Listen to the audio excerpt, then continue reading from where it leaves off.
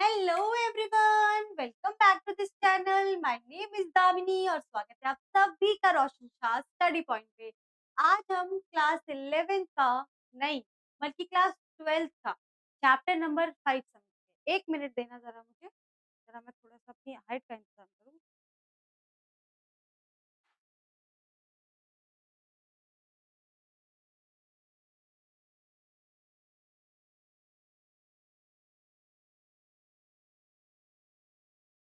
Okay बच्चों, तो स्वागत है आप सभी का रोशन शाह स्टडी पॉइंट पे। तो हम कर चुके हैं शुरुआत। आज हम लोग ना क्लास 12 का चैप्टर नंबर 5 समझेंगे। पीछे बोर्ड पे आपको दिख ही रहा है जिसका नाम है खेल और पोषण। नाम से समझ में आ रहा है कि हम इसमें पूरा पोषण की बात करेंगे। बैलेंस डाइट क्या होता है, न्यूट्रिशन क्या होता है, मैक्रो न्यूट्रिएंट क्या होते हैं, माइक्रो न्यूट्रिएंट क्या होते हैं, डाइट का इम्पोर्टेंस क्या है, ये सारी बातों की आज हम चर्चा करेंगे। तो ऑल ओवर आज हमारा जो टॉपिक है ना, ये खाने से संबंधित है। आप ये समझो, इतना ईज़ी टॉपिक है बेटा, इतना ईज़ी चैप्टर है कि तुम लोग ना इसको स्किप मत करना, ठीक है? तुम्हें लगे कि मैम इतना ईज़ी चैप्टर है या चैप्टर नंबर 5 बहुत सिंपल है, सबसे ज़्यादा ईज़ी है। और मैं तुम्हें इस तरीके से पढ़ाऊँगी कि तुम्हें आज के बाद मैक्रो, माइक्रो न्यूट्रिएंट, ठीक है? या फिर नॉन न्यूट्रिएंट्स क्या-क्या होते हैं, नॉन न्यूट्रिएंट्स क्या-क्या होते हैं, इनमें कोई डाउट तुम्हें रहने वाला ही नहीं। इतनी अच्छी तरीके से आज के 30-35 मिनट में तुम्हारे दिमाग में अगर मैंने सेट नहीं कर दिया ये चैप्टर, तो मेरा नाम बदल देना, ठीक है? तो ये आपके हाथ में है। चलो स्टार्ट करते हैं। सबसे पहले ना हम लोग चैप्टर के टॉपिक्स देख लेते हैं। हमारे चैप्टर का नाम है स्पोर्ट्स एंड न्यूट्रिशन। क्या नाम है? Sport and nutrition. जिसमें हम लोगों को कितने टॉपिक करने हैं? कुल मिला के 5 से 6 टॉपिक करने हैं, ठीक है? और वो टॉपिक क्या-क्या हैं? सबसे पहले हम लोग समझेंगे जो बैलेंस डाइट है या जो न्यूट्रिशन है उसके कॉन्सेप्ट को जानेंगे। देन बात करेंगे मैक्रो न्यूट्रिएंट्स की and micro nutrients. What is macro nutrient? What is micro nutrient? उसके बाद nutritive component of diet and non nutritive component of diet. Means देखो ये हिंदी में रहने वाला है पूरा लेक्चर, पीपीटी भी हिंदी में रहेगी, समझाऊँगी भी हिंदी में। बस ये पेज इंग्लिश में है, हिंदी में मैं बोल दे रही हूँ। तो जो डाइट होता है, आहार होता है, उसके न्यूट्रिटिव कंपोनेंट क्या होते हैं, यानी कि पोषक तत्व क्या होते हैं, गैर पोषक तत्व क्या होते हैं। उसके बाद हम बात करेंगे कि जो आप लोग ईटिंग फॉर वेट कंट्रोल करते हो ना, वेट को कंट्रोल करने के लिए कम खाते हो, उसके क्या-क्या डिसएडवांटेज होते हैं, क्या-क्या नुकसान होते हैं, ठीक है? और फिर हम बात करेंगे एक हेल्दी वेट क्या होता है, फिर डाइटिंग के पिटफॉल्स क्या-क्या होते हैं, इंटॉलरेंस क्या होता है, फूड इंटॉलरेंस होता है ना, एंड कुछ फूड मिथ्स जानेंगे। बहुत सिंपल टॉपिक है। बात करेंगे डाइट इन स्पोर्ट्स, मतलब डाइट जो होती है, भोजन आहार होता है, उसका स्पोर्ट में क्या इम्पोर्टेंस है। आप लोग सभी जानते हो स्पोर्ट में हम लोग को बहुत एनर्जी की ज़रूरत होती है। तो इंटेंसिव एनर्जी मतलब इंटेंसिव भोजन की भी, इंटेंसिव डाइट की भी ज़रूरत होती है। क्योंकि हम जितनी फिज़िकल एक्टिविटीज़ करते हैं, उतनी हमारी जो एनर्जी होती है, जो कैलोरी होती है, वो बर्न हो जाती है और बार-बार हमें डाइट की ज़रूरत पड़ती है। तो स्पोर्ट में डाइट का बहुत इम्पोर्टेंस है, ठीक है? देन बात करेंगे what is the pre, during and post competition requirement. यानी कि डाइट, जब आप डाइट ले रहे हो, तो आपको कॉम्पिटिशन से पहले कैसी डाइट लेनी है, कॉम्पिटिशन के बाद कैसी डाइट लेनी है और जब आप कॉम्पिटिशन कर रहे हो तो उस दौरान कैसी डाइट लेनी है। इन 6 टॉपिक्स को आज हम बहुत स्मूथली समझेंगे। एक-एक टॉपिक को बहुत सुंदरता से समझेंगे ताकि तुम्हें कोई भी प्रॉब्लम ना हो, ठीक है? चलो स्टार्ट करते हैं। सबसे पहले कहाँ से स्टार्ट करें हम लोग? हम बात करेंगे बैलेंस डाइट, कि बैलेंस डाइट क्या होती है, ओके? हमारा टॉपिक क्या है? संतुलित आहार और पोषण की अवधारणा। संतुलित आहार, नाम से क्लियर हो रहा है। संतुलित आहार का मतलब क्या होता है? संतुलित आहार का मतलब होता है एक ऐसा आहार जिसमें शरीर के लिए सभी आवश्यक तत्व उचित मात्रा में होते हैं। मतलब एक ऐसा भोजन, एक ऐसा आहार जिसमें शरीर को प्राप्त होने वाले या शरीर को जिन तत्वों की आवश्यकता होती है, प्रोटीन की, कार्बोहाइड्रेट की, वसा की, मिनरल्स की और विटामिन्स की, ठीक है? फाइबर वगैरह जो भी है, जितनी भी तत्वों की ज़रूरत होती है, जब उस खाने में वो उपस्थित होते हैं, उसको बोलते हैं हम लोग संतुलित आहार। संतुलित आहार का मतलब क्या होता है कि ऐसा आहार जिसमें व्यक्ति को शरीर के लिए सभी आवश्यक आवश्यक तत्व जो होते हैं उचित मात्रा में प्राप्त होते हैं, उसे हम संतुलित आहार कहते हैं। इसको हम एक और भाषा में क्या कह सकते हैं, सिंपल भाषा में, कि संतुलित आहार एक ऐसा आहार होता है जिसमें पर्याप्त मात्रा में पोषक तत्व होते हैं। क्या होते हैं? पोषक तत्व। ये याद रखना। कितनी मात्रा में? पर्याप्त। जितनी आपकी बॉडी को ज़रूरत है उतनी मात्रा में पोषक तत्व होते हैं, उसको हम संतुलित आहार कहते हैं, ठीक है? जिनकी हमें आवश्यकता होती है। संतुलित आहार में वसा, प्रोटीन, कार्बोहाइड्रेट, विटामिन, खनिज, फाइबर, पानी, ये सारे के सारे तत्व मौजूद होते हैं, ठीक है? इसको हम क्या बोलते हैं? संतुलित आहार। लेकिन आप सोचो, क्या हम लोग जो खाना खाते हैं, हम लोग दाल और चावल खाते हैं, ठीक है? नॉर्मली यही सब ज़्यादातर खाना प्रेफ़र करते हैं। तो क्या आपको क्या लगता है वो संतुलित आहार है? नहीं। संतुलित आहार का मतलब होता है बेटा एक ऐसा आहार जिसमें सभी पोषक तत्व मौजूद हो, क्योंकि आपकी बॉडी को अलग-अलग पोषक तत्वों की ज़रूरत होती है, ठीक है? आपकी मसल गेन करने के लिए प्रोटीन की ज़रूरत होती है, आपकी बॉडी को विटामिन की ज़रूरत होती है, फैट की ज़रूरत होती है, ठीक है? कार्बोहाइड्रेट की ज़रूरत होती है। तो अगर आप ऐसा खाना नहीं खाएँगे, तो जो आपके बॉडी ऑर्गन्स हैं वो कमज़ोर हो जाएँगे, ठीक है? वो वीक हो जाएँगे, आप ठीक से काम नहीं कर पाओगे, आपको एनर्जी नहीं मिल पाएगी। तो संतुलित भोजन का इम्पोर्टेंस क्या होता है कि ये हमें निरोग रखता है, ये हमें एनर्जी प्रदान करता है, जिससे हम अपने डेली लाइफ़ के सारे कार्य अच्छे से कर पाते हैं। क्लियर है इतना? कोई डाउट तो नहीं है किसी को? ओके, अब हम पोषण की बात समझते हैं। संतुलित आहार का मतलब सबको क्लियर है, पोषण क्या होता है? देखो, पोषण का मतलब होता है पोषण, सिंपल भाषा में समझते हैं। आप जो भी भोजन करते हो ना, जो उसमें पोषक तत्व उपस्थित होते हैं, उसको ही कहते हैं पोषण, ठीक है? भोजन में उपस्थित पोषक तत्वों का अध्ययन है पोषण। पोषण मतलब न्यूट्रिशन, यानी कि आपका जो भोजन होता है, उसमें जो भी पोषक तत्व उपस्थित होते हैं, उसका अध्ययन कहलाता है पोषण। ये एक गतिशील प्रक्रिया होती है, जिसमें भोजन को खाना, पचाना, अवशोषित करना और पोषक तत्वों का उपयोग वृद्धि और विकास के लिए किया जाता है। मतलब ये पूरा क्या है, पोषण जो है ना एक प्रोसेस, जिसमें आप खाने को खाते हैं, पचाते हैं, उसका अवशोषण करते हैं और उसके बाद उस भोजन का आपकी पूरी बॉडी में वो यूज़ होता है, आपकी वृद्धि होती है, आपके आपका विकास होता है। तो इस पूरे प्रोसेस को कहते हैं पोषण। अल्टीमेटली पोषण क्या है? न्यूट्रिशन मतलब जो आप खाना खाते हो उसमें जो पोषक तत्व मौजूद होते हैं, दैट इज़ पोषण। ओके? अब पोषक तत्व क्या-क्या होते हैं? मैंने बताया पोषक, हमने पहले संतुलित आहार समझा, फिर पोषण। Now we are talking about पोषक तत्व। पोषक तत्व क्या होता है? पोषक तत्व ना भोजन के कुछ घटक होते हैं, जिससे जीव जीवित रहने के लिए और वृद्धि करने के लिए उपयोग करता है। मतलब पोषक तत्व क्या होते हैं? जो भोजन होता है, उसके कुछ ऐसे घटक होते हैं, ठीक है? जिससे एक व्यक्ति जीवित रहता है और वृद्धि करने के लिए उपयोग करता है। मतलब आप जो भी खाना खाते हो, उसमें जो पोषक तत्व होते हैं, विटामिन है, मिनरल्स है या फिर फैट है, कार्बोहाइड्रेट है, ये ऐसे पोषक तत्व, ये क्या है? भोजन के घटक हैं। समझ में आ रही है बात? आप रोटी खा रहे हो, कार्बोहाइड्रेट, आप चावल खा रहे हो, कार्बोहाइड्रेट है, आप कुछ फ्रूट सब्जी खा रहे हो, उसमें विटामिन हो जाएगा, तो ये क्या है बेटा? ये घटक है। इनका रूप अलग हो गया, लेकिन ये भोजन के घटक होते हैं, जिसको जो क्या करते हैं, हमारी बॉडी, हमारा वृद्धि और विकास करते हैं। तो पोषक तत्व क्या होते हैं? भोजन के ही घटक होते हैं, ठीक है? उसके बाद 2 प्रकार के होते हैं। अब ये पोषक तत्व ना 2 प्रकार के होते हैं। एक होते हैं मैक्रो और एक होते हैं माइक्रो। जो मैक्रो होते हैं ना, मैक्रो तत्व वो तत्व होते हैं जिनकी हमारे शरीर को ज़्यादा मात्रा में ज़रूरत होती है, ठीक है? जैसे कि कार्बोहाइड्रेट, फैट और क्या होता है? और बताओ क्या हो सकता है? और प्रोटीन हो गया है। तो ये कैसा हो गया है? ये ऐसे पोषक तत्व हैं जिनकी हमारे शरीर को ज़्यादा मात्रा में ज़रूरत होती है, ठीक है? और माइक्रो मतलब बेटा, माइक्रो का मतलब होता है कि ऐसे पोषक तत्व जिनकी हमारे शरीर को कम मात्रा में ज़रूरत होती है। यानी कि अगर आप थोड़ा कम भी खा लोगे ना, थोड़ा कम विटामिन भी ले लोगे, तो ज़्यादा प्रॉब्लम नहीं होगी, लेकिन लेना ज़रूरी है। अगर ये मैक्रो और माइक्रो न्यूट्रिएंट्स आपके खाने में नहीं होंगे, तो बेटा क्या हो जाएगा, फिर आपको अलग-अलग प्रकार की बीमारियाँ हो सकती हैं। आपको पता है, विटामिन ए से क्या होता है, विटामिन बी से बेरी-बेरी रोग होता है, विटामिन ए किसके लिए ज़रूरी होता है, आँखों के लिए ज़रूरी होता है, ठीक है? विटामिन डी हड्डियों के लिए ज़रूरी होता है। तो इस तरीके से पोषक तत्व 2 प्रकार के होते हैं, माइक्रो एंड मैक्रो। माइक्रो मतलब जिनकी हमारे शरीर को कम थोड़ी मात्रा में ज़रूरत होती है और मैक्रो जिनकी हमारे शरीर में ज़्यादा ज़रूरत होती है। ठीक है? क्लियर है इतना? आगे चलें? आई होप कि तुम लोगों को क्लियर हो चुका है। अब यहाँ पे भी देख लो, मैक्रो क्या, मैक्रो मतलब बृहद बेटा, बृहद मतलब बड़ा। वो पोषक तत्व जो हमारे शरीर में अधिक मात्रा में होते हैं। हमारे शरीर में जिनकी अधिक मात्रा में उपस्थिति होती है या फिर हमारे शरीर को जिन पोषक पदार्थों की अधिक मात्रा में ज़रूरत होती है, उसको हम लोग बोलते हैं मैक्रोन्यूट्रिएंट। इसमें आता है कार्बोहाइड्रेट, प्रोटीन, वसा एंड जल।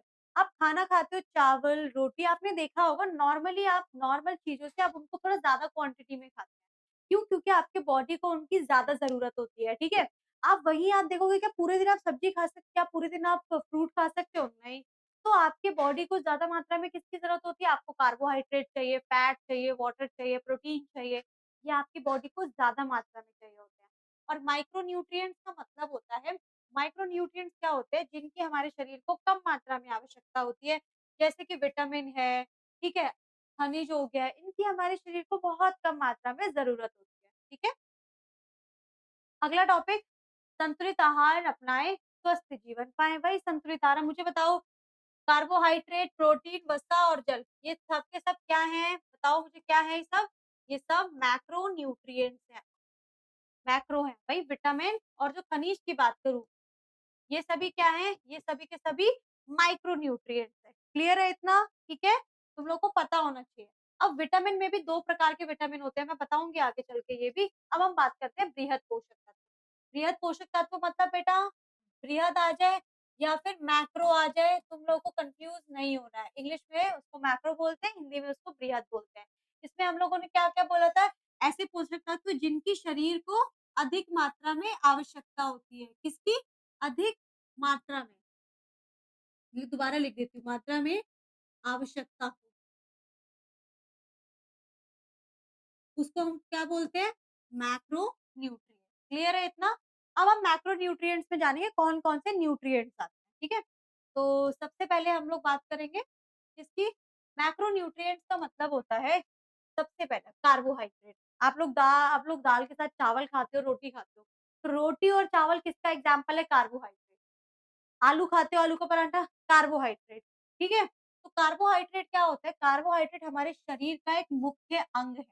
ये साधारण चीनी होती है, क्या होता है? साधारण सी चीनी होती है या फिर वो पदार्थ होते हैं जिन्हें जल विघटन के द्वारा चीनी में परिवर्तित किया जाता है। मतलब ऐसे पदार्थ जिन्हें जल में घुला के, ठीक है? जिनमें मतलब जिनको जल में घोला जा सकता है, सिंपल। ये कार्बन, हाइड्रोजन और ऑक्सीजन से मिलकर बनता है। तो जो कार्बोहाइड्रेट है किससे मिलकर बनता है? अब ऐसे समझो कार्बोहाइड्रेट, कार्बोहाइड्रेट मिलकर बनता है कार्बन से, ऑक्सीजन से एंड हाइड्रोजन से। किससे मिलकर बनता है? कार्बन से, हाइड्रोजन से, ऑक्सीजन से मिलकर बनता है। सभी कार्बोहाइड्रेट्स में हाइड्रोजन के परमाणु वह और ऑक्सीजन के परमाणुओं का अनुपात कितना होता है? मतलब कार्बोहाइड्रेट में 3 एलिमेंट से बनता है carbohydrate, carbon, oxygen and hydrogen. और तीनों का जो अनुपात है वो कितना होता है? 1-2-1। कितना अनुपात होता है? 1-2-1। ये आप लोग जब एग्ज़ाम में आएगा बेटा क्वेश्चन यहाँ से लंबे पूछे जाते हैं, शॉर्ट भी पूछे जाते हैं। तो इसको अच्छे से पढ़ लेना और ये पूछ लिया जाता है कभी-कभी तो इसको याद रखना। क्या क्या होता है रेश्यो? 1:1 ओके? अब बात करेंगे कार्बोहाइड्रेट के प्रकार। कार्बोहाइड्रेट के 2 प्रकार होते हैं। एक होता है आपका शर्करा, जिसको हम लोग साधारण कार्बोहाइड्रेट कहते हैं, ठीक है? और साधारण क्यों कहते हैं? बिकॉज़ ये पानी में घुल जाता है। इसको हम लोग इसीलिए हम लोग बोलते हैं साधारण कार्बोहाइड्रेट। जैसे ग्लूकोज़ पानी में घुल जाता है, फ्रुक्टोज़ होता है, सुक्रोज़ होता है, मैल्टोज़ होता है। ये सब क्या है? पानी में घुल जाते हैं और ये सभी के सभी कार्बो जो हाइड्रेट है उसके ही प्रकार हैं। तो हम बोलते हैं सिंपल कार्बन या फिर क्या बोलेंगे इसको हम लोग? साधारण कार्बन। या कार्बोहाइड्रेट।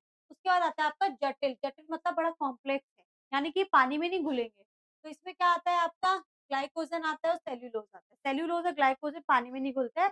ये जटिल कार्बोहाइड्रेट के एग्ज़ाम्पल हैं। आलू है, शकरकंद है, चुकंदर है, मक्का है, गेहूँ है, ये सब के सब एग्ज़ाम्पल किसके हैं? कभी देखना आलू का स्टार्च निकाल के देखना पानी में नहीं घुलेगा, ठीक है? तो ये सब के उसका स्टार्च पानी में नहीं घुलता है क्योंकि वो क्या है जटिल कार्बोहाइड्रेट है, ठीक है? इसलिए आपकी बॉडी को इसको डाइजेस्ट करने में भी बड़ा टाइम लगता है।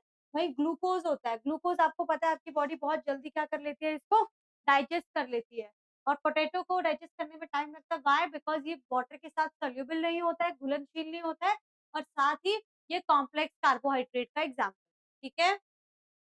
क्लियर है इतना? अब हम लोग बात करते हैं कार्बोहाइड्रेट के मुख्य कार्य क्या हैं? हमें दिख रहा है सभी को एकदम क्लियर है ना? कार्बोहाइड्रेट के अगर मैं कार्यों की बात करूँ, पहला कार्य क्या है ये? हमें क्या देता है? ये हमें कैलोरी देता है, ठीक है? क्या प्रदान करता है ये? कैलोरी। कैलोरी की ज़रूरत होती है हमें एनर्जी, कैलोरी से हमें क्या मिलती है? एनर्जी मिलती है। तो सबसे पहले कार्बोहाइड्रेट का मुख्य कार्य विभिन्न शारीरिक कार्यों के लिए ऊर्जा प्रदान करना है।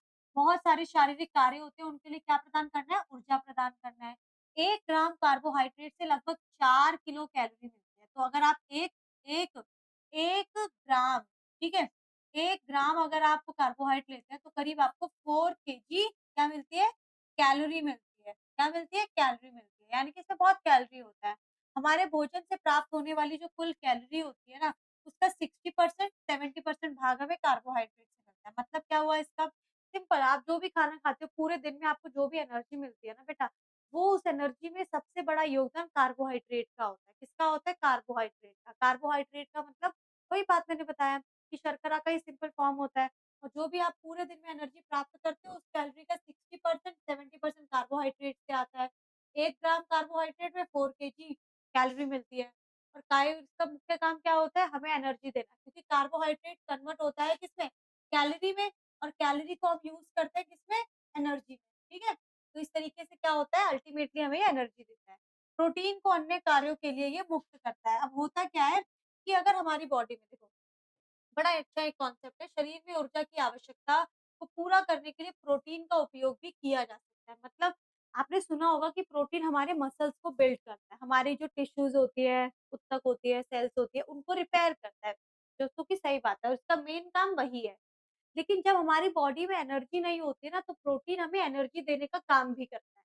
अब ये तो वही बात हो गई कि प्रोटीन का मेन काम क्या है? हमारी सेल्स को रिपेयर करना, हमारी बॉडी को जो भी सेल्स है उनको रिपेयर करना, ठीक है? मसल्स को बिल्ड करना।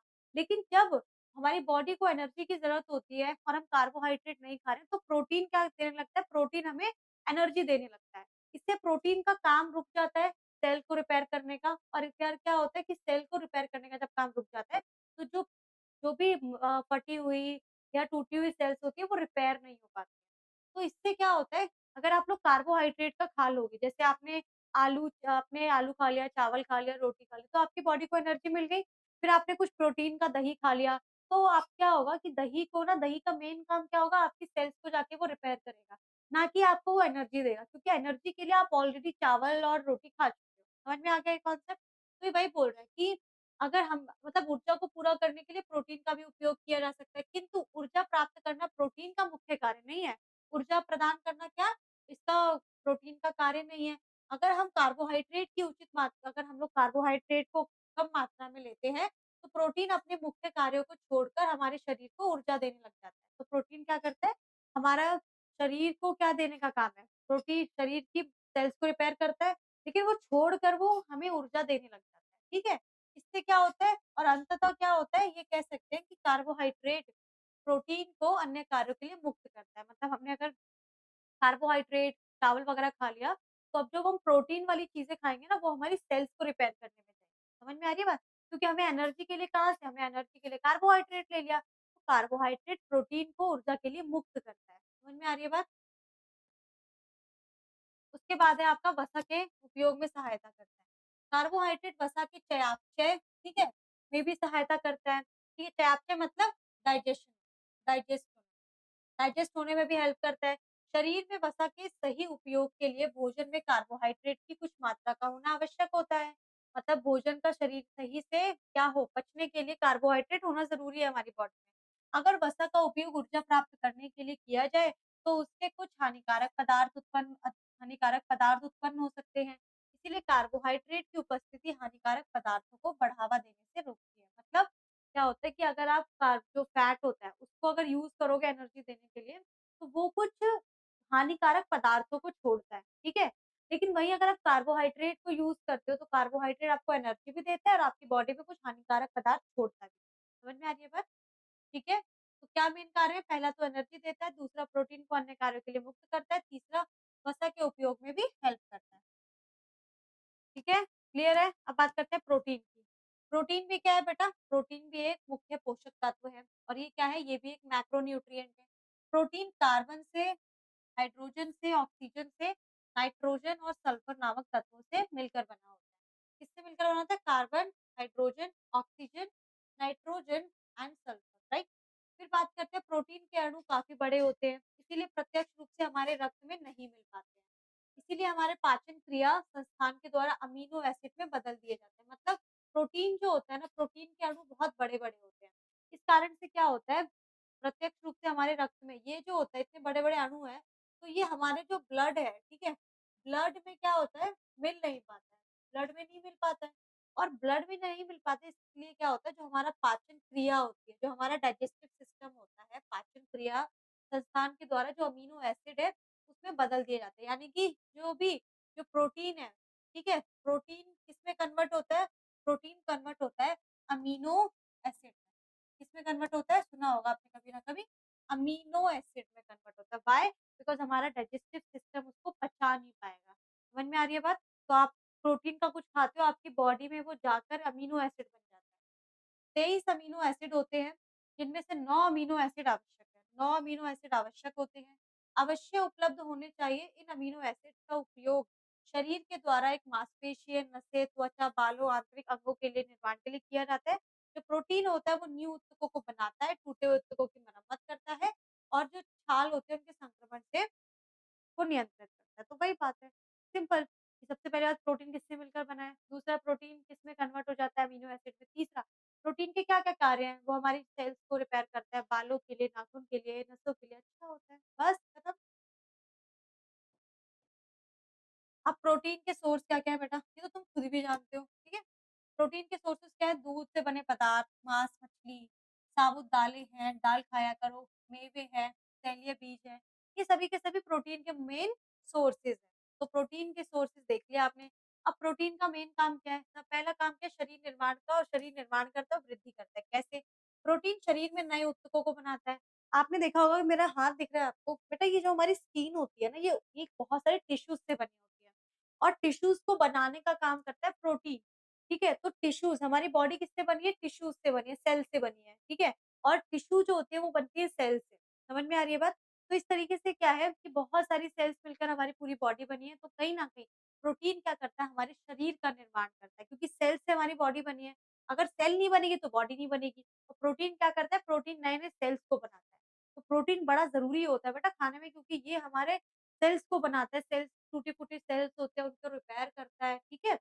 तो सबसे पहला काम है इसका शरीर निर्माण और वृद्धि। शरीर का निर्माण करता है, यानी कि हमारी स्किन को, त्वचा को, टूटे-फूटे ऊतकों को रिपेयर करता है। और हमारी वृद्धि में, हमारा जो भी हाइट बढ़ती है, हमारे ऑर्गन्स डेवलप होते हैं, उसमें भी हेल्प करता है। तो सबसे पहला काम क्या है कि ये ऊतकों का, नए ऊतकों का निर्माण करता है। साथ में टूटे-फूटे जो ऊतक हैं, उनकी मरम्मत करता है। और इस प्रकार की जो शारीरिक वृद्धि है, ठीक है? और शरीर के जो रख-रखाव में भी ये सहायता करता है। शारीरिक वृद्धि में, शरीर के रख-रखाव में भी सहायता करता है।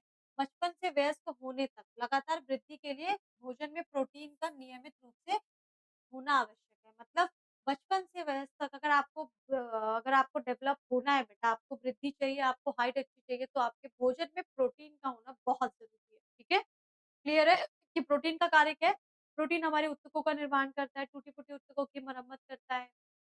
और प्रोटीन हमारे खाने में होना चाहिए, सो दैट हमारी वृद्धि और विकास हो पाए, ठीक है? उसके बाद क्या है, प्रोटीन नियामक सुरक्षात्मक पदार्थ के रूप में काम करता है। नियामक सुरक्षात्मक पदार्थ मतलब कि प्रोटीन कुछ रासायनिक पदार्थ बनाते हैं, ठीक है? जो शरीर की मुख्य प्रक्रियाओं को नियंत्रित करने के लिए आवश्यक होते हैं। तो प्रोटीन कुछ रासायनिक, मतलब जो प्रोटीन होता है ना, वो कुछ ऐसे रासायनिक पदार्थ बनाता है हमारे शरीर में जाकर, जो कि कुछ मुख्य रासायनिक प्रक्रियाओं को नियंत्रित करने के लिए बड़े ज़रूरी होते हैं। एंजाइम और हार्मोन रासायनिक पदार्थ है जो कि प्रोटीन से बने। अब वो महत्वपूर्ण पदार्थ कौन-से हैं? तो वो एंजाइम होते हैं, वो हार्मोन होते हैं जो प्रोटीन से बने होते हैं। तो प्रोटीन क्या करता है? प्रोटीन कुछ रासायनिक पदार्थों को बनाता है, जैसे हार्मोन को, एंजाइम्स को बनाता है, ठीक है? इस तरीके से क्या होता है कि जो प्रोटीन होता है वो एक नियामक सुरक्षात्मक वो भूमिका निभाता है। ठीक है? तो तुम बस इतना याद रखना, प्रोटीन एंजाइम और हार्मोन रासायनिक पदार्थ बनाते हैं। प्रोटीन युक्त आहार, जो अगर आप प्रोटीन से युक्त आहार लेते हो तो क्या-क्या आपके लाभ होंगे बेटा? वही सबसे पहला, आपके शरीर का निर्माण होगा, वृद्धि होगी। दूसरा, प्रोटीन वाहक के रूप में, मतलब क्या हुआ इसका?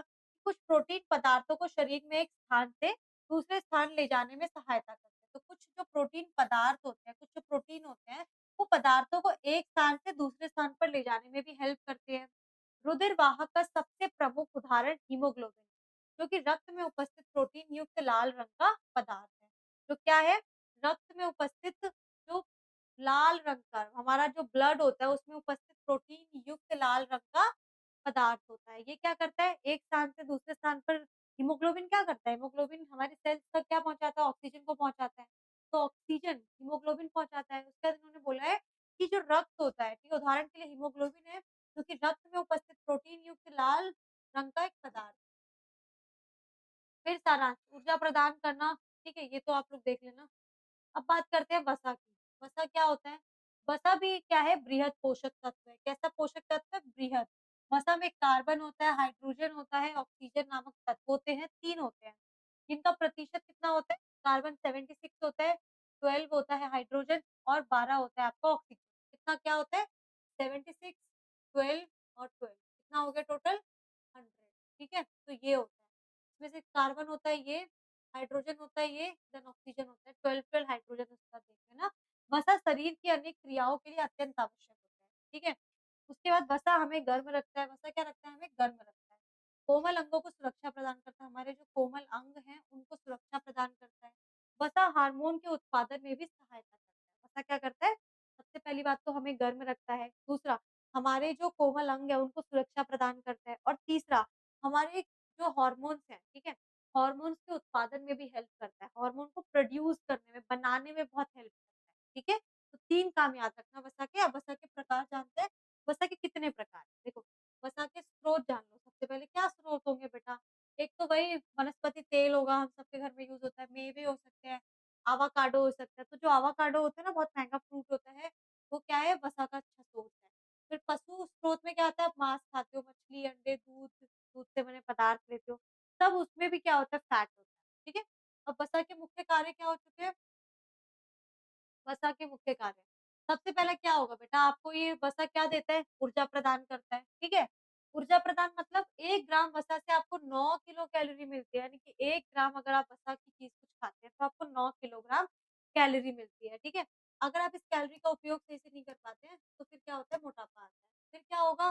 जो 1 ग्राम कार्बोहाइड्रेट या प्रोटीन से प्राप्त कैलोरी से 2 गुना अधिक है। इसलिए तो बोलते हैं बेटा कि फैट वाली चीज़ें कम खानी चाहिए। पता है क्यों? क्योंकि फैट वाली चीज़ें खाने के बाद आपको जितनी कैलोरी मिलेगी ना, वो कार्बोहाइड्रेट और प्रोटीन खाने से डबल होती है। समझ में आ रही है बात?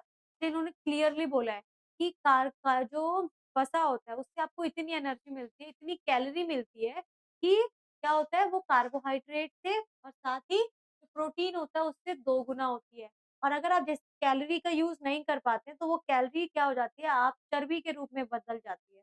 फॉर एग्ज़ाम्पल मैं बहुत सारी चीज़ें खा रही हूँ, वसा वगैरह, ठीक है? ऑयली चीज़ें खा रही हूँ और मैं एक्सरसाइज़ नहीं कर रही हूँ, मैं खा के सो जाती हूँ, तो वो मेरे बॉडी में क्या होगा, फैट जो है ना बेटा, वो जमना शुरू हो जाएगा और जमते-जमते क्या होगा, उसको हम लोग फिर क्या बोलते हैं, चर्बी बोलते हैं, ठीक है? तो इसमें बहुत ज़्यादा क्या होता है, कैलोरीज़ प्रदान करती है। पर जो वसा होता है, उसकी थोड़ी-सी मात्रा से सही शरीर की ऊर्जा की आवश्यकता पूरी हो जाती है। मतलब आप थोड़ा-सा कुछ भी वसा वाला खा लो, थोड़ा-सा कुछ ऑयली खा लो, आपकी बॉडी में एनर्जी, आपकी बॉडी की जो आवश्यकता है, वो पूरी हो जाती है, ऊर्जा की आवश्यकता। भूख से संतुष्टि मिलती है। आप वसा वाली कोई भी चीज़ खा लोगे तो लंबे समय तक आपको भूख नहीं मिलने लगेगी, ठीक है? आपने भी चीज़ नोटिस करी होगी कि कुछ भी ऑयली खाने के बाद आपको जल्दी भूख नहीं लगती है। फिर आता है शारीरिक अंगों की रक्षा करता है। वसा क्या करता है? शारीरिक अंगों को मैंने ऊपर ही बता दिया था कि त्वचा के नीचे एकत्रित वसा की परतें अवरोध का कार्य करती हैं, शरीर को गर्म रखती है। शरीर के कोमल अंगों जैसे हार्ट है, गुर्दे हैं, ठीक है? उनके चारों ओर वसा की परतें होती हैं। जो इन अंगों को चोट से और झटकों से बचाती है। मतलब कि जो वसा होता है ना, वो हमारे शारीरिक जो अंग हैं, ठीक है? ऑर्गन्स हैं, हार्ट है, गुर्दे हैं, इनकी रक्षा करती है। क्योंकि अगर हार्ट नहीं होगा, सॉरी, वसा नहीं होगा या हमारी बॉडी में फैट नहीं होगा, तो हमारे ऑर्गन्स बहुत जल्दी खराब हो जाएँगे, बहुत जल्दी डैमेज हो जाएँगे थोड़ा-सा धक्का लगने पर, ठीक है? थोड़ी-सी चोट लगने पर। तो उसको प्रोटेक्ट करने का काम कौन करता है? वसा करता है, ठीक है? उसके बाद अनिवार्य वसा अम्ल का स्रोत है। इसका मतलब क्या है? कि वसा अनिवार्य जो वसा होता है, ठीक है? वो अनिवार्य वसा अम्लों के स्रोत के रूप में कई महत्वपूर्ण कार्य करता है। मतलब वसा क्या करता है, कुछ अनिवार्य अम्ल होते हैं, एसिड होते हैं, उनके भी कार्य करता है। कुछ विटामिन वसा में घुलनशील होते हैं और वसा भी विटामिन में घुलनशील होता है। मतलब और शरीर में इनके अवशोषण में भी सहायता करता है। जैसे कि कुछ विटामिन होते हैं जो फैट में घुल जाते हैं, ठीक है? और कुछ विटामिन्स भी होते हैं जो फैट में घुल जाते हैं।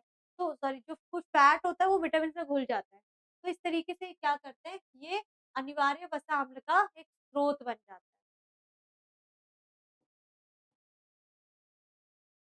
वसा क्या करता है हमें? वसा हमें ऊर्जा देता है, ठीक है? हमारे जो कोमल अंग है, सॉफ्ट जो ऑर्गन्स है उनकी सुरक्षा करता है, भूख को तृप्त करता है, संतुष्टि देता है, विटामिन्स के अवशोषण में सहायता करता है, ठीक है? और संतुलित आहार में वसा की उचित मात्रा आवश्यक होती है, जो शरीर को ऊर्जा देता है, सुरक्षा देती है और स्वास्थ्य प्रदान करता है। मतलब हमें हमारे भोजन में संतुलित मात्रा में लेना चाहिए, जो भी ये हम ले रहे हैं। अब हम बात करते हैं सूक्ष्म पोषक तत्व। कौन से पोषक तत्व बेटा? कौन से? इनको हम लोग बोलते हैं माइक्रो न्यूट्रिएंट,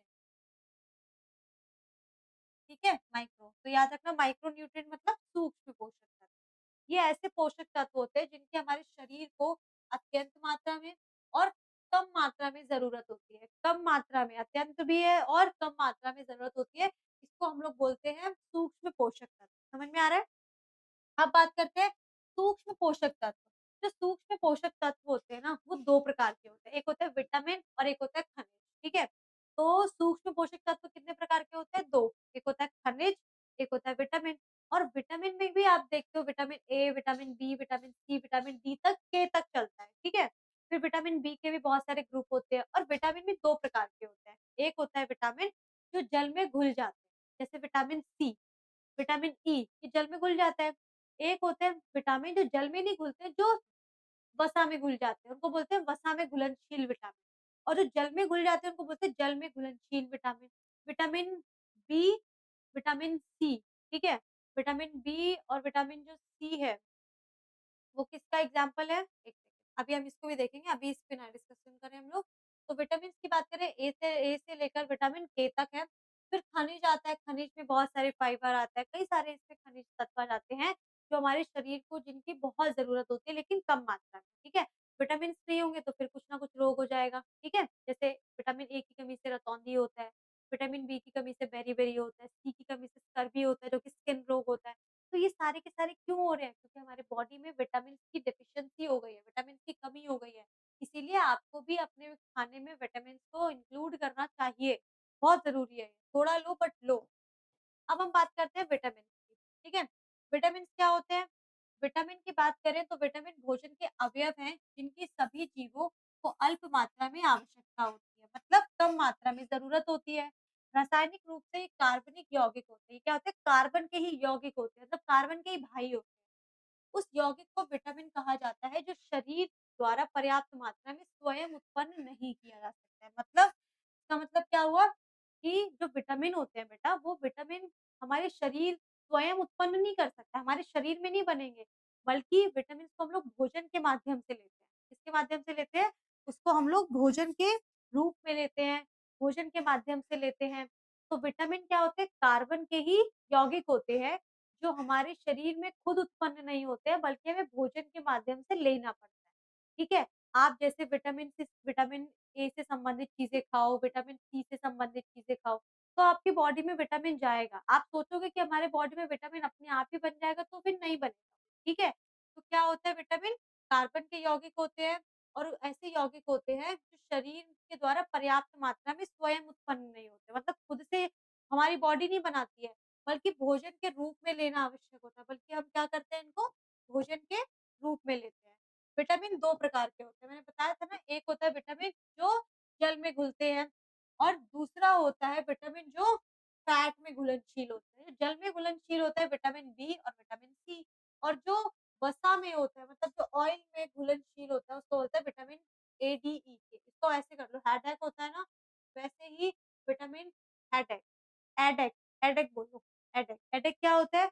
ऐसे विटामिन होते हैं जो किसमें घुलनशील होते हैं, जो जो जल जल में नहीं बल्कि वसा में घुल जाते हैं। उनको बोलते हैं एडेक, मतलब vitamin A, vitamin D, vitamin E, vitamin के। ओके? अब खनिज लवण की बात करते हैं, खनिज क्या होते हैं? खनिज क्या होते हैं?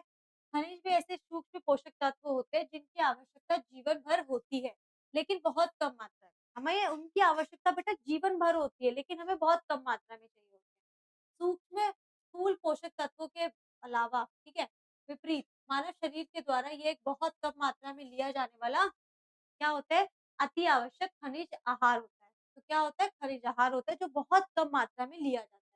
बहुत खनिज जिनको हम लोग थोड़ा ज़्यादा मात्रा में ले सकते हैं, वो क्या है आपका कैल्शियम, पोटेशियम, सोडियम, मैग्नीशियम और फास्फोरस। इनको इनको हमारे शरीर में ज़्यादा ज़रूरत होती है, मतलब हमारे शरीर में इनकी थोड़ी ज़्यादा ज़रूरत होती है, थोड़ा ज़्यादा क्वांटिटी में पाए जाते हैं। वहीं दूसरी तरफ होता है आपका सूक्ष्म खनिज मतलब माइक्रो मिनरल्स बेटा, मतलब जो आपके शरीर को बहुत कम मात्रा में चाहिए होते हैं, बहुत कम। इसमें क्या आता है, आयोडीन आता है आपका नमक में, ठीक है? आपको पता है लोहा है, लोहा मतलब आयरन एंड तांबा मतलब कॉपर और क्रोमियम, ये हमारे बॉडी में चाहिए ही होता है। बेटा आयरन की डेफिश आपको पता है आयरन की कमी से क्या होता है? एनीमिया होता है। आयोडीन की कमी से आपको आपको पता है घोंघा रोग होता है जो कि गले में प्रॉब्लम है। ऐसे ही आप लोग देखोगे कॉपर की कमी से, क्रोमियम की कमी से आपकी बॉडी में कई सारे रोग हो जाते हैं और बहुत सीवियर होते हैं लोग। तो खनिज भी 2 प्रकार के होते हैं। एक होते हैं बड़े खनिज, ठीक है? जिनको हम लोग बृहद खनिज कहते हैं, जो हमारे शरीर में थोड़े ज़्यादा मात्रा में पाए जाते हैं, जिसमें आपका calcium, potassium, sodium, magnesium and phosphorus है। दूसरा होता है आपका ऐसे खनिज जो कम मात्रा में चाहिए होते हैं, जिसमें आपका क्या-क्या आता है? आपका आता है आयोडीन, लोहा, तांबा एंड क्रोमियम। अब खनिज की बात करें तो खनिज के प्रकारों की बात कर लेते हैं, खनिज के सोर्स क्या-क्या हैं? सबसे पहला सोर्स है खनिज का वनस्पति तेल, ठीक है? वनस्पति तेल है, सूखे मावे हैं, एवोकाडो है और ऐसे बहुत सारे मेवे हैं। दूसरा क्या है? पशु स्रोत की बात करें जो हमें मतलब पशु से प्राप्त होता है तो फिश है आपका, एग हो सकता है, मांस हो सकता है और दूध से बने पदार्थ, ये सब के सब क्या है? खनिज लवण के सोर्स हैं। समझ में आ रहा है बात? देखो, खनिज सूक्ष्म पोषक तत्वों के विपरीत मानव शरीर द्वारा ये एक बहुत कम मात्रा में लिया जाने वाला आवश्यक खनिज आहार है। संतुलित आहार लें और स्वस्थ रहें, ठीक है? कम मात्रा में लो बट लेना ज़रूरी है। अब हम बात करते हैं विटामिन की। मैंने बताया था विटामिन 2 प्रकार के होते हैं, एक होता है जो जल में घुल जाते हैं, एक होता है जो वसा में घुल जाते हैं। जो जल में घुल जाते हैं वो विटामिन बी, विटामिन सी और जो जो वसा में घुल जाते हैं वो है vitamin A, vitamin E, vitamin के और विटामिन डी, जिसको मैंने बताया था एक फॉर्म एडेक, एडेक करके याद कर लो, ठीक है? ये क्या है विटामिन ऐसे जो जल व वसा में घुल जाते हैं, ठीक है? अब एक-एक करके समझते हैं विटामिन। सबसे पहला विटामिन बी से बात करते हैं। विटामिन बी क्या है? इन वालों की बात कर लेते हैं जो जल में घुल जाते हैं। इसके अंतर्गत समूह बी के सारे विटामिन्स आते हैं। बी जो विटामिन बी है ना उसमें भी बहुत सारे उसके भाई-बंधु हैं, बहुत सारे ग्रुप्स हैं। तो विटामिन बी के कितने हैं? तो सब के सब विटामिन बी समूह में आ जाएँगे, जिन्हें सामूहिक रूप से हम लोग विटामिन बी कॉम्प्लेक्स कहते हैं। ये हमारे पाचन क्रिया में और जो स्नान में स्वास्थ्य होता है उसके लिए ज़रूरी होता है। तो हमारे डाइजेस्टिव सिस्टम के लिए विटामिन बी बड़ा ज़रूरी है। इसके अलावा अगर इसकी कमी हो जाए हमारे शरीर में तो हमें बेरी-बेरी नामक रोग हो सकता है। ये किसमें पाया जाता है? दूध में, दही में, पनीर में, मक्खन में, अंडे में, मछली में, टमाटर में, हरी पत्तेदार सब्जियों में और सूखे मेवों में। इन सभी चीज़ों में ये पाया जाता है, इसकी कमी हो जाती है तो आपको बेरी-बेरी रोग हो जाता है। समझ में आ रही है बात? ठीक है? नेक्स्ट है आपका विटामिन सी। विटामिन सी की कमी से कौन-सा रोग होता है मुझे कमेंट बॉक्स में बताना।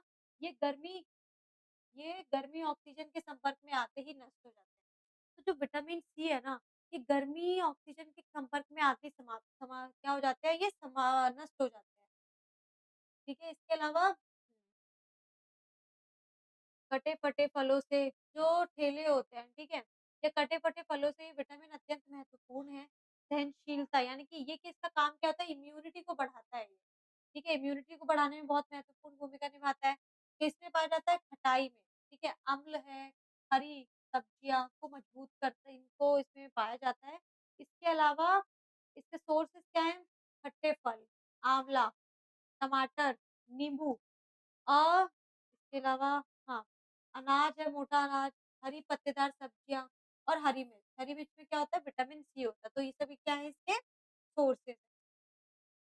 1 मिनट देना मैं पानी पी लूँ।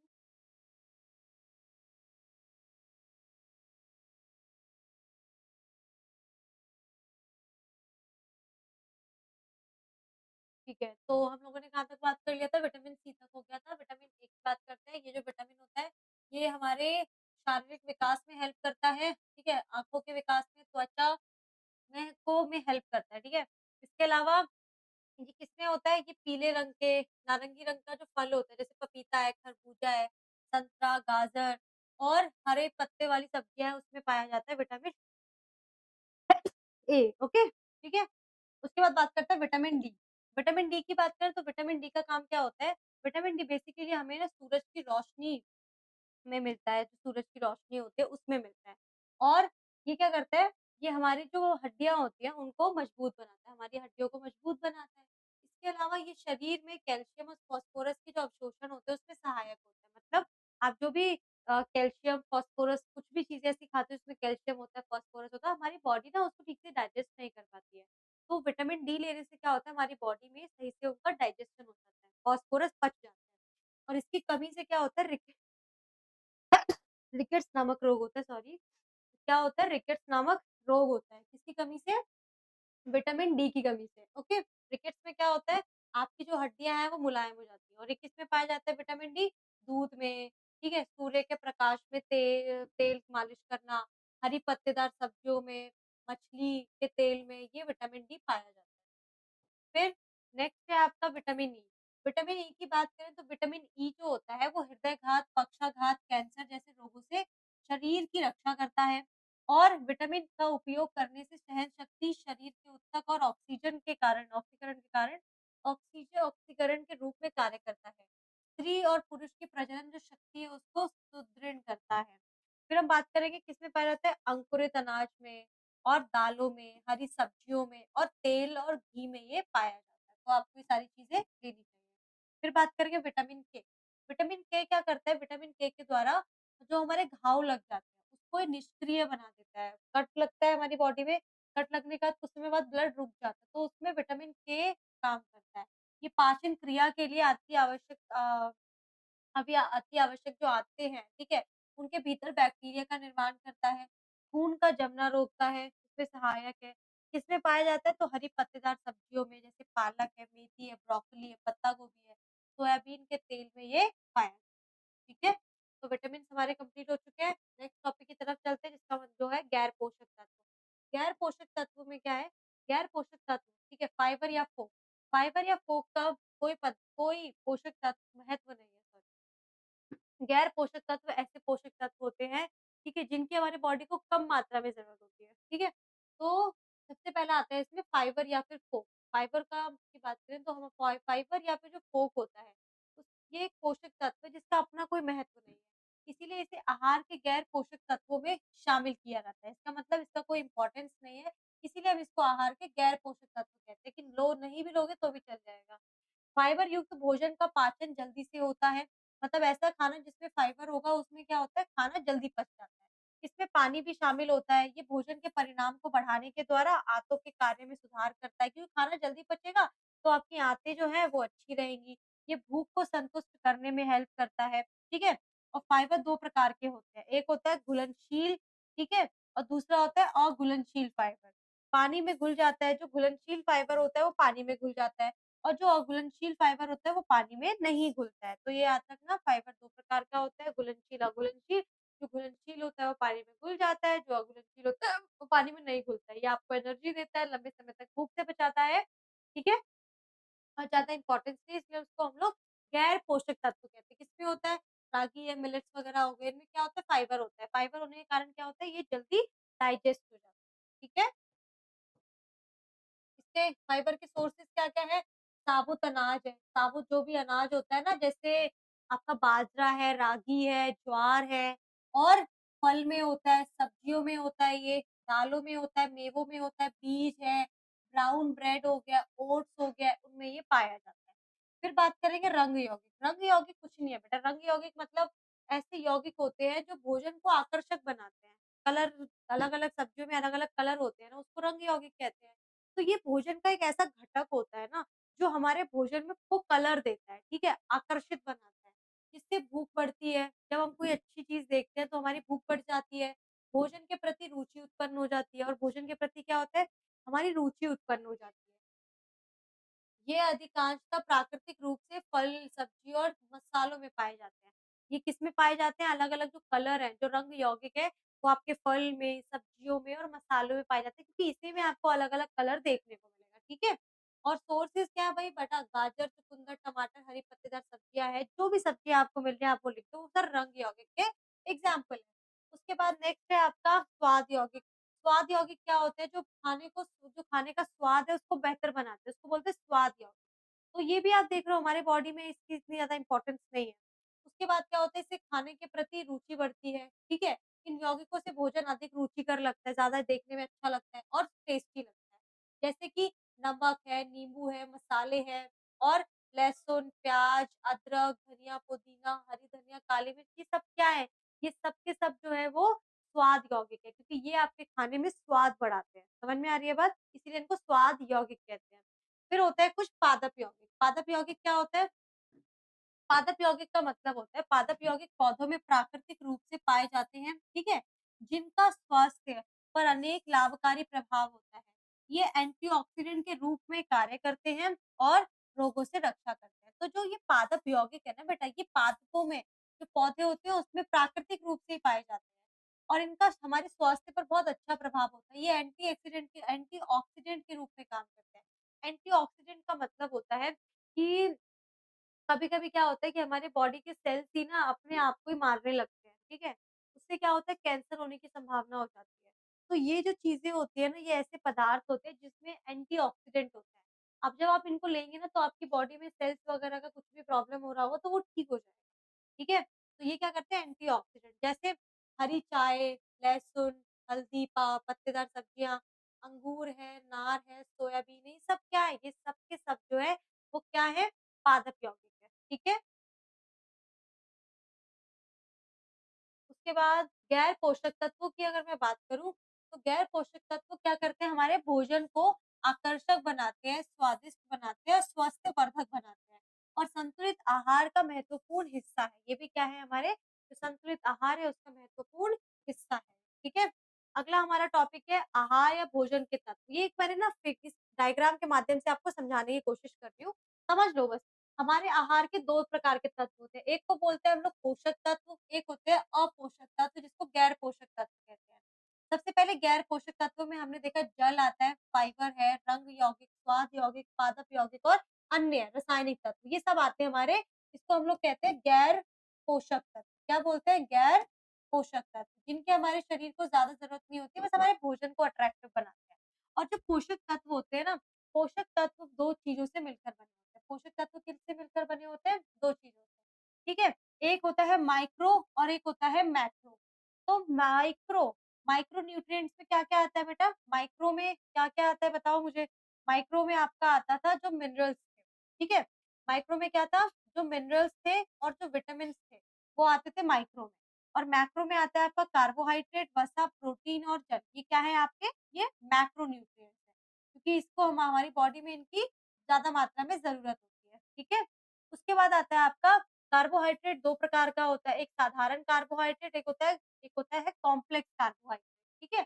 और वसा 2 प्रकार का होता है, एक को हम लोग बोलते हैं सैचुरेटेड वसा, एक को बोलते हैं अनसैचुरेटेड और अनसैचुरेटेड में भी 3 टाइप के होते हैं, monounsaturated, poly and unsaturated and hydrogenated saturated, ठीक है? उसके बाद फिर मैंने बताया प्रोटीन, प्रोटीन एक होता है साधारण प्रोटीन, एक होता है न्यूट्रल प्रोटीन, एक होता है ब्यूटल प्रोटीन। 3 प्रकार के प्रोटीन होते हैं। फिर हमने विटामिन्स की बात करी थी, अब विटामिन्स को देख लेते हैं थोड़ा-सा। विटामिन्स की अगर मैं बात करूँ तो विटामिन्स कितने प्रकार के होते हैं? विटामिन्स मैंने बताया था ना कि 2 प्रकार के होते हैं, एक होता है जो जल में घुल जाते हैं, एक होता है जो वसा में घुल जाते हैं। जो जल में घुल जाते हैं विटामिन बी और विटामिन बी के जितने भी भाई-बंधु हैं, विटामिन सी और विटामिन सी के भाई-बंधु। फिर आता है आपका जो वसा में घुलनशील होता है, वो होता है एडेक। क्या होता है? एडेक, ठीक है? फिर हम लोगों ने मिनरल्स में किसको देखा था? Calcium, iron, phosphorus, iodine, potassium, magnesium, sulphur और कॉपर। और ये सभी के सभी क्या है? ये सभी के सभी क्या है? ये सभी के सभी जो है मिनरल्स है, ठीक है? मिनरल्स है प्लस में ये माइक्रो न्यूट्रिएंट है। क्या है ये सब के सब? माइक्रो न्यूट्रिएंट है। क्लियर हो गया इस डायग्राम के माध्यम से? इसमें है देख लेना। अब हमारा नेक्स्ट टॉपिक है वजन नियंत्रण के लिए भोजन, आदर्श स्वस्थ वजन, डाइटिंग के खतरे, नुकसान, खाद्य असहिष्णुता या असहनशीलता और भोजन वितरण। तो जो हम वजन, ठीक है, या भार नियंत्रण के लिए भोजन की जब हम बात करते हैं कि हम लोग वेट को कंट्रोल करने के लिए डाइट को यूज़ करते हैं, तो उसके क्या-क्या नेगेटिव इम्पैक्ट है वो जानते हैं। सबसे पहले तो आदर्श या स्वस्थ वजन क्या होता है? आदर्श स्वास्थ्य मतलब आदर्श, जितना आपकी एज है उतना आपका वेट होना चाहिए, इसको बोलते हैं आदर्श, वही यहाँ पे भी है। स्वास्थ्य भार या भार से संबंधित बीमारियों और स्वास्थ्य संबंधी खतरों को कम करने से संबंध है। बॉडी मास इंडेक्स, ठीक है? और कमर का आकार स्वास्थ्य भार प्राप्त करने के तरीके हैं। बीएमआई की मापन करने की पद्धति, सिंपल भाषा में कि जितना बीएमआई में बताया गया अगर आपका वेट उतना है, ठीक है? आपकी एज के अकॉर्डिंग वेट उतना है तो आपको स्वस्थ भार में माना जाएगा। फॉर एग्ज़ाम्पल अगर मान लीजिए मेरी एज 20 साल की है, ठीक है? और मेरा वेट अगर बीएमआई के अकॉर्डिंग 30 50 मतलब 50 केजी होना चाहिए और मेरा वेट अगर 50 केजी है तो मेरा वेट माना जाएगा एक स्वस्थ भार है। समझ में आ रही है बात?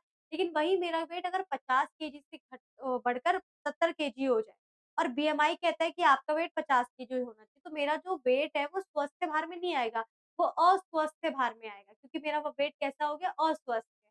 समझ में आ रही है बात? ठीक है? उसके बाद ये बीएमआई के मापन के तरीके हैं, जैसे इन्होंने बताया हुआ है कि 18.5 से कम है तो अल्प भार में है। अगर आपका 18.5 से 24.5 के बीच में है तो सामान्य भार में है।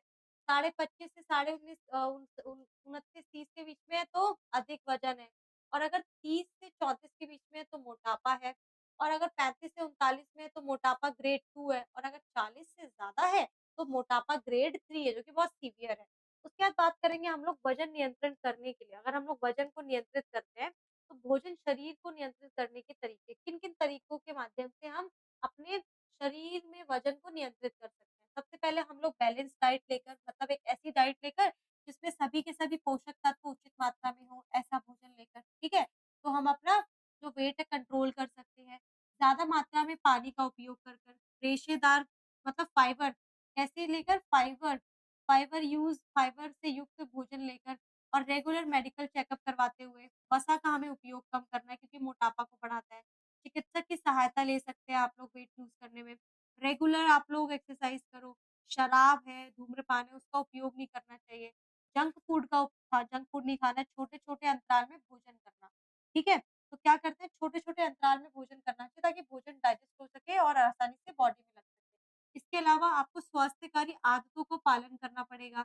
आपको डाइटिंग नहीं करनी है बिकॉज़ डाइटिंग से हमारी बॉडी में बहुत सारे न्यूट्रिएंट्स की कमी हो जाती है, ठीक है? और एनर्जी नहीं होती है। तो ये सारी चीज़ें करनी है आपको अगर वेट लूज़ करना है, ना कि अपनी मर्ज़ी से कुछ भी करना है। अब डाइटिंग आप कर रहे हो तो डाइटिंग के क्या-क्या नुकसान होते हैं? देखो सबसे पहली बात तो डाइटिंग के क्या नुकसान होंगे? आपकी पाचन जो प्रणाली है ना उसमें गड़बड़ी आ जाएगी। पहली बात तो क्या होगी पाचन प्रणाली बिगड़ जाएगी। दूसरी पेट में गैस की समस्या बनी रहेगी और गैस्ट्रिस की समस्या हो जाएगी, मांसपेशी कमज़ोर हो जाएगी, आप जल्दी-जल्दी थक जाया करोगे, चेहरे की चमक जो है वो कम हो जाएगी, मेटाबॉलिज़्म जो है उसका रेट जो है वो अव्यस्त हो जाएगा, मांसपेशियों में ऐंठन होना। और क्या होगा, आपकी मांसपेशियों में ऐंठन शुरू हो जाएगा। आपका जो हृदय रोग है उसकी संभावना कम हो जाएगी, ठीक है? हृदय ये तो अच्छी बात है कि हृदय रोग की संभावना कम हो जाएगी डाइटिंग करने से। मेटाबॉलिज़्म जो रेट है वो अव्यस्त रहेगा और पेट में दर्द हो सकता है, उच्च रक्तचाप हो सकता है, पेशाब में जलन होना। ये सारी चीज़ें आपको देखने को मिलेंगी अगर आप लोग डाइटिंग करते हैं, ठीक है? अल्पाहार करते हैं, तो हम लोग अल्पाहार कहते हैं। उसके बाद नेक्स्ट टॉपिक है आपका डाइट आहार असहिष्णुता या असहनशीलता। क्या होता है ये? तो आहार या खाद्य असहिष्णुता वह अवस्था होती है जब किसी व्यक्ति को किसी विशेष भोजन के पोषक तत्वों के पाचन में समस्या होती है। मतलब कि असहनशीलता का मतलब क्या हुआ कि किसी व्यक्ति को कोई विशेष पोषक तत्व पचाने में दिक्कत होती है। जैसे कि मुझे दूध वगैरह वाली चीज़ें जो है उनको डाइजेस्ट करने में प्रॉब्लम होती है। ठीक है? तो मैं क्या हो गई हूँ मैं जैसे कुछ लोगों को आपने बोलते सुना होगा कि वो लोग लैक्टोज़ इंटॉलरेंस होते हैं। मतलब उनका जो डाइजेस्टिव सिस्टम है ना, वो लैक्टोज़ को डाइजेस्ट नहीं कर पाता है। तो इंटॉलरेंस का मतलब है खाद्य असहिष्णुता या असहनशीलता का मतलब होता है जब किसी व्यक्ति को किसी विशेष खाद्य पोषक तत्वों को पचाने में प्रॉब्लम होती है, उसको बोलते हैं इंटॉलरेंट। कुछ लोगों को दूध पचाने में दिक्कत होती है, कुछ लोग डाइजेस्टिव कुछ जंक फूड नहीं डाइजेस्ट कर पाते हैं, ठीक है? या फिर कुछ लोगों को अलग-अलग न्यूट्रिएंट जो है वो डाइजेस्ट नहीं होते हैं। तो वही बोला गया कि भोजन के जो पोषक तत्व हैं उनको जब पचाने में समस्या होती है उसको ही हम लोग बोलते हैं खाद्य असहिष्णुता। लक्षण क्या होते हैं? आपका जी मचलता है मतलब आपको वॉमिटिंग सी लगती है, जोड़ों में दर्द रहता है, सर में दर्द रहता है, त्वचा पर चकत्ते या फिर धब्बे पड़ जाते हैं, ठीक है? आपको पसीना आता है, दस्त होने लग जाती है, उच्च रक्तचाप आदि ये सभी लक्षण हैं किसके? फूड इंटॉलरेंस के, कि आपको जो खाना है वो टॉलरेट नहीं हो रहा है, ठीक है? देन खाद्य मिथक क्या क्या होते हैं? खाद्य मिथक का मतलब होता है खाद्य मिथक सामान्य रूप से भोजन के बारे में गलत धारणा होता है या विचार है। मिथक का मतलब क्या होता है बेटा? कुछ गलत चीज़, ठीक है? या गलत धारणा। तो इसमें क्या हुआ कि जो खाद्य मिथक है, खाद्य मिथक का मतलब होता है कि भोजन के बारे में गलत धारणा या जैसे होता है ना कभी-कभी हम लोग बोल सुनते भी हैं कि आपको मछली खाने के बाद कभी पानी नहीं दूध नहीं पीना चाहिए, ठीक है? या फिर अंडा और केला साथ में नहीं खाना चाहिए या फिर दूध को उबाल के नहीं पीना चाहिए। ऐसे बहुत सारे मिथ होते हैं। इनको क्या बोलते हैं कि खाने के बारे में ना गलत धारणाएँ बनी हुई हैं, जबकि होता कुछ नहीं है ऐसा। उसके बाद जिसका कोई वैज्ञानिक आधार नहीं है, मतलब ये मिथ बने हुए हैं, इनका कोई वैज्ञानिक आधार नहीं है, बट लोग अपने आप ही इनको मान रहे हैं, इनको फॉलो कर रहे हैं, तो इनको बोलते हैं खाद्य मिथ। अब क्या-क्या खाद्य मिथ है वो जान लेते हैं एक बार। देखो, सबसे पहला आपका जो खाद्य मिथ है वो है भारी नाश्ता नहीं करना चाहिए। कुछ लोग को बोलते सुना होगा ना कि भाई तुम भारी नाश्ता मत किया करो वरना तुम्हें नींद आएगी, जबकि ऐसा नहीं है, ये मिथ है एक। आलू खाने से मोटापा बढ़ता है। कुछ लोगों को बोलते सुना होगा कि तुम आलू मत खाया करो, आलू खाने से मोटापा बढ़ता है क्योंकि आलू में स्टार्च होता है, कार्बोहाइड्रेट होता है। मीठा खाने से मधुमेह होता है। ये भी बोलते हैं कि आप जितना ज़्यादा मीठा खाएँगे उतना मधुमेह होगा, जबकि मधुमेह का इससे रिलेशन नहीं होता। मधुमेह का होता है इंसुलिन से। आपकी बॉडी में इंसुलिन कम प्रोड्यूस होगा तो आपको मधुमेह हो जाएगा। भोजन के साथ पानी नहीं पीना चाहिए। कुछ लोग बोलते हैं कि नहीं-नहीं आप खाना खा रहे हो, भोजन के साथ पानी मत पियो, ठीक है? मीठा स्वास्थ्य के लिए अच्छा नहीं होता है और मछली खाने के बाद दूध नहीं पीना चाहिए। चिकना खाने के साथ चिकना भोजन नहीं खाना चाहिए। डाइटिंग से वज़न कम होता है। कुछ लोग क्या बोलते हैं कि डाइटिंग से क्या होता है, वज़न कम होता है, जबकि ऐसा तो कुछ नहीं होता है। और क्या बोलते हैं, मांसाहारी प्रोटीन के लिए भोजन अनिवार्य है कि अगर आपको मांसाहारी मतलब अगर आपको प्रोटीन चाहिए तो आपको मछली, ये जो भी मांसाहारी भोजन है वो खाना पड़ेगा। इसके अलावा कोई सोर्स ही नहीं है, पनीर वगैरह कुछ नहीं मानते। तो ये सारे के सारे मिथ हैं, यानी कि भोजन को लेकर गलत धारणाएँ हैं, जबकि इनका कोई वैज्ञानिक आधार नहीं है। आता है फिर खेल-कूद में आहार का क्या महत्व है, ठीक है? ये तो आपको भी पता है बेटा कितना इम्पोर्टेंस होता है, तो हम फिर भी इस टॉपिक को अच्छे से कवर करते हैं। सबसे पहले तो एक खिलाड़ी के लिए संतुलित आहार लेना आवश्यक होता है, क्योंकि खेलों में बहुत अधिक शारीरिक गतिविधि होती है और फिटनेस घटक की आवश्यकता होती है। तो हमें जो भी एक खिलाड़ी होता है ना, उसको संतुलित आहार लेना चाहिए। क्यों? क्योंकि खेल में बहुत अधिक शारीरिक गतिविधि होती है, फिटनेस घटक की आवश्यकता होती है। ये आहार की गुणवत्ता कार्बोहाइड्रेट, वसा, प्रोटीन, खनिज, विटामिन तत्व के सही अनुपात पर निर्भर करती है। कह रहे हैं ये आहार की जो गुणवत्ता है और उसपे जो कार्बोहाइड्रेट, वसा, प्रोटीन वगैरह है, उनके अनुपात पर निर्भर करती है कि वो कैसा आहार है। ठीक है? जो आहार के मुख्य पोषक तत्व होते हैं, तो कार्बोहाइड्रेट, वसा, प्रोटीन यदि क्या है आहार के मुख्य पोषक तत्व है। किसी भी आहार में ये रहेगा ही रहेगा और ये सारी चीज़ें हमें एनर्जी देती है। ठीक है? अब क्या होता है इम्पोर्टेंस की अगर हम बात करें तो खेल-कूद में आहार का क्या इम्पोर्टेंस है? सबसे पहले तो शरीर की मरम्मत करता है। शरीर को ऊर्जा प्रदान करने के लिए पोषण की ज़रूरत है। तो अगर आप भोजन नहीं करोगे बेटा आहार से क्या मिलता है? आहार आपको क्या देता है? आपके शरीर की मरम्मत करता है मैंने बताया था, प्लस आपको ऊर्जा प्रदान करता है। तो शरीर को मरम्मत, ऊर्जा पुनर्प्राप्त करने के लिए पोषण की ज़रूरत होती है। खेल-कूद से खिलाड़ियों के शरीर में अधिक ऊर्जा की आवश्यकता होती है। अगर खिलाड़ियों को उचित आहार से अधिक ऊर्जा की आवश्यकता पूरी नहीं होती है, तो प्रशिक्षण के बाद ऊर्जा की पुनर्प्राप्ति प्रक्रिया जो है प्रभावित हो जाती है। इससे क्या होता है कि प्रशिक्षण यानी कि ट्रेनिंग के बाद ऊर्जा की जो पुनर्प्राप्ति होती है, वो जो प्रक्रिया है वो प्रभावित हो जाती है। दूसरा, अलग-अलग खेलों के लिए शरीर संरचना की आवश्यकता होती है। जैसे अलग-अलग खेलों के लिए शरीर संरचना की अलग-अलग आवश्यकता होती है। ये बात आप जानते हैं कि हर एक गेम के लिए हर एक बॉडी स्ट्रक्चर की ज़रूरत होती है, उसकी अलग संरचना होती है। ठीक है? जिन्हें प्रशिक्षण के अलावा आहार का पोषक संरचना द्वारा पूरा किया जा सकता है। मतलब देखो, अलग-अलग खेलों के लिए शरीर की अलग-अलग संरचना होती है और उन संरचना के लिए अलग-अलग आहार ज़रूरी होता है, अलग-अलग पोषण की ज़रूरत होती है। प्रशिक्षण के अलावा आहार के पोषक संरचना द्वारा पूरा किया जा सकता है। इस प्रकार शरीर संरचना लक्ष्य को प्राप्त करने में भी मदद मिलती है। मतलब आप भोजन के माध्यम से आपका जो शरीर का स्ट्रक्चर है उसको ठीक कर सकते हैं। ठीक है? और क्या होता है, प्रतियोगिता से पहले और दौरान और उसके बाद में, ठीक है? तो प्रतियोगिता से पहले, प्रतियोगिता के दौरान, प्रतियोगिता के बाद में, भोजन सही प्रकार की पोषण जो संरचना है उसके से क्या होता है प्रदर्शन में सुधार होता है, थकान कम हो जाती है, ठीक है? थकान देरी उससे आती है, ऊर्जा को वो पुनर्प्राप्त कर लेता है, जल्दी तरोताज़ा हो जाता है क्योंकि अगर किसी बच्चे ने सही से डाइट नहीं ली और वो खेलने चला गया, तो बेटा इस दौरान क्या होगा उसको ना नींद आने लगेगी, उसको उसकी एनर्जी रहेगी नहीं। और जब एनर्जी नहीं रहेगी तो उसकी परफॉर्मेंस पे प्रभाव पड़ेगा, ठीक है? उसके बाद वज़न घटाने में और बढ़ाने में हेल्प करता है। तो जो भोजन आहार जो होता है वो एथलीटों को वज़न बढ़ाने में, वज़न घटाने में भी हेल्प करता है। फिर एंकोजेनिक एड्स द्वारा प्रदर्शन में मदद करता है। कुछ पोषक तत्वों को एर्गोजेनिक एड्स के रूप में लिए जाते हैं, जिनको एर्गोजेनिक क्षमता और मनोवैज्ञानिक और शारीरिक प्रभाव खिलाड़ियों का उनके उनके प्रदर्शन में मदद कर सकते हैं। निर्जलीकरण से बचाव होता है, निर्जलीकरण मतलब डिहाइड्रेशन से बचाता है। आप कंटिन्यूअसली भोजन लेते रहेंगे, कुछ ना कुछ खाते रहेंगे तो इससे क्या होता है, आप डिहाइड्रेशन से बच सकते हैं। और प्रशिक्षण के दौरान अनुकूलन को बढ़ाता है। प्रशिक्षण के दौरान आप बहुत जल्दी अडैप्ट कर लेते हैं, चिड़चिड़े नहीं होते, मूड स्विंग नहीं होता है, इमोशनली आप इम्बैलेंस नहीं होते हैं। तो आप इज़िली क्या हो जाते हैं, अडैप्ट कर पाते हैं, ठीक है?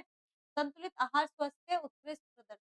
प्रशिक्षण के दौरान पर्याप्त आहार शारीरिक अनुकूलन को बढ़ाता है, हमारी बॉडी को क्या करता है, अनुकूल रखता है, वरना हमारी बॉडी भी ना थोड़ी-सी अडैप्ट नहीं कर पाती है, अगर हमारे बॉडी में न्यूट्रिएंट्स की कमी है। अब हम लोग बात करते हैं कि प्रतियोगिता के दौरान कैसा डाइट होना चाहिए। सबसे पहले तो प्रतियोगिता या व्यायाम और प्रशिक्षण के दौरान मुख्य उद्देश्य होता है पानी का संतुलन बनाए रखना चाहिए, ठीक है? तो सबसे पहले क्या करना है, प्रतियोगिता के दौरान पानी पीते रहना चाहिए, शरीर के तापमान को नियंत्रित करना चाहिए, सामान्य रक्त शर्करा के स्तर को बनाए रखना चाहिए और थकान को कम करना चाहिए। ये किस कब करना चाहिए, जब आपकी प्रतियोगिता चल रही है। प्रतियोगिता के दौरान व्यायाम के दौरान द्रव संतुलन और शरीर के सामान्य तापमान को बनाए रखना चाहिए। और व्यायाम के दौरान पसीने से पानी की जो मात्रा है उसको का संतुलन बनाए रखने के लिए पानी की ज़रूरत होती है कि कंटिन्यूअसली आपको पानी रखना पीना चाहिए, क्योंकि पसीने से बहुत ज़्यादा स्वेटिंग होती है और पानी निकल जाता है। उसके बाद बहुत कम निर्जलीकरण मतलब डिहाइड्रेशन क्या करता है, मानसिक और शारीरिक थकान को, प्रदर्शन को प्रभावित करता है। टेनिस, बॉक्सिंग आदि जैसे जो आयोजन है उसमें छोटे ब्रेक के दौरान पर्याप्त कार्बोहाइड्रेट और तरल पदार्थों के सेवन का ध्यान रखना चाहिए। जैसे टेनिस हो गया है, बॉक्सिंग हो गया है, ऐसे जो आयोजन होते हैं उसमें छोटे ब्रेक के दौरान क्या करना चाहिए, कार्बोहाइड्रेट, तरल पदार्थों का सेवन करना चाहिए, ताकि आप लोग डिहाइड्रेशन से बच सकें। और छोटे जब आपको ब्रेक्स मिलते हैं तो उसमें कार्बोहाइड्रेट से युक्त पदार्थ जैसे केला, जूस, कार्बोहाइड्रेट आधारित हमें फ्रूट लेने चाहिए, फ्रूट या फिर पेयजल लेना चाहिए। कार्बोनेटेड पेय पदार्थ जैसे फिज़ी पेय है, कैफ़ीन युक्त की सिफ़ारिश नहीं की जाती है। मतलब आपको छोटा ब्रेक मिला तो आप उसमें कोका कोला ये सारी चीज़ें नहीं खाएँगे, बल्कि केला, फ्रूट जूस, कुछ वाटर बेस्ड कुछ चीज़ें ले सकते हैं, ठीक है? ताकि ये लेना है आपको कॉफ़ी वगैरह। 60 मिनट से अधिक व्यायाम करते हैं तो कार्बोहाइड्रेट, इलेक्ट्रोलाइट, पेयजल जैसे पतला फलों का रस 5 से 8% कार्बोहाइड्रेट होते हैं, उसका सेवन कर सकते हैं। तो अगर आप लोग 60 मिनट तक एक्सरसाइज करते हैं, तो आप लोग कार्बोहाइड्रेट से संबंधित चीज़ें ले सकते हैं, इसमें शुगर होती है, राइट? फिर बात करते हैं उच्च तीव्रता वाले मतलब जो हाई इंटेंसिटी वाले गतिविधियाँ होती हैं, उसमें मांसपेशियाँ ग्लाइकोजन का स्तर कम हो जाता है। तो मांसपेशियों का जो ग्लाइकोजन का स्तर होता है, वो कम हो जाता है। इसलिए 2 घंटे से कभी अधिक समय तक चलने वाली सहनशीलता वाली गतिविधियाँ करने वाले एथलीटों को प्रतियोगिता या व्यायाम के दौरान कार्बोहाइड्रेट युक्त ठोस और तरल भोजन का सेवन करना चाहिए। मतलब सिंपल भाषा में कि जो लोग भी 2 घंटे से ज़्यादा एक्सरसाइज करते हैं, ठीक है? एक्सरसाइज करते हैं, उनको कैसा भोजन लेना चाहिए? कार्बोहाइड्रेट से युक्त भोजन लेना चाहिए और तरल भोजन का सेवन करना चाहिए। और ठीक है, उसके बाद क्या करना है आपको पर्याप्त पानी पीना है, नियंत्रित प्रशिक्षण करना है मतलब रेगुलेटेड और बेहतर प्रदर्शन और सुरक्षित स्वास्थ्य रहेगा, ये सारी चीज़ें करनी है। नेक्स्ट क्या है आपका अगला टॉपिक है हमारा प्रशिक्षण या प्रतियोगिता चल रही है तो उसके बाद आपको कैसा भोजन लेना है, उसके दौरान क्या करना है। देखो, कभी भी प्रतियोगिता चल रही है उसके दौरान उपयोग किए गए पोषक तत्वों को जो प्रतियोगिता है उसके बाद फिर से तरल आहार का दोबारा भर देना चाहिए। मतलब जो आपने प्रतियोगिता के दौरान किया वही आप प्रतियोगिता के बाद भी कर सकते हो, उसमें कोई चेंज नहीं करना है। उसके बाद कार्बोहाइड्रेट भंडार, मांसपेशी और यकृत ग्लाइकोजन को फिर से पुनर्स्थापित करना चाहिए और इलेक्ट्रोलाइट्स जो है सोडियम, पोटेशियम क्लोराइड खनिज से पुनर्भरित करना चाहिए। फिर याद रखें आपको यहाँ इसमें इसमें क्या करना है, आपको तरल चीज़ें लेनी है, कार्बोहाइड्रेट वाली चीज़ें लेनी है, इलेक्ट्रोलाइट्स लेने हैं। तेज़ी से पुनर्भ्रात और बेहतर पुनर्प्राप्ति के लिए ये ज़रूरी है। नेक्स्ट क्या है आपका अगला हुँ, ठीक है। तो हमारे यहाँ पे सारे टॉपिक कंप्लीट होते हैं, मैंने एक-एक करके सभी टॉपिक कंप्लीट करा दिए। चैप्टर नंबर 5 हमारा कंप्लीट होता है, कोई टॉपिक नहीं छूटा है। अब आप लोग जल्दी से इस चैप्टर को देख लीजिए, ठीक है? और अपने दोस्तों के साथ भी शेयर करो, मैं जल्दी से तुम्हारे लिए नई-नई वीडियोज़ लेकर आती हूँ, बट तब तक चैप्टर नंबर 1 टू 5 मैंने ऑलमोस्ट कंप्लीट करवा दिए। जाओ उनकी वीडियोज़ देखो, पीपीटी मिल जाएगी, पढ़ो उससे अच्छे से और एग्ज़ाम के टाइम पे मैं आपके लिए इम्पोर्टेंट क्वेश्चन्स की वीडियो लेकर आऊँगी। ओके बच्चा? तो मिलते हैं नेक्स्ट वीडियो में। Thank you for watching. जुड़े रहें रोशन साथ स्टडी पॉइंट।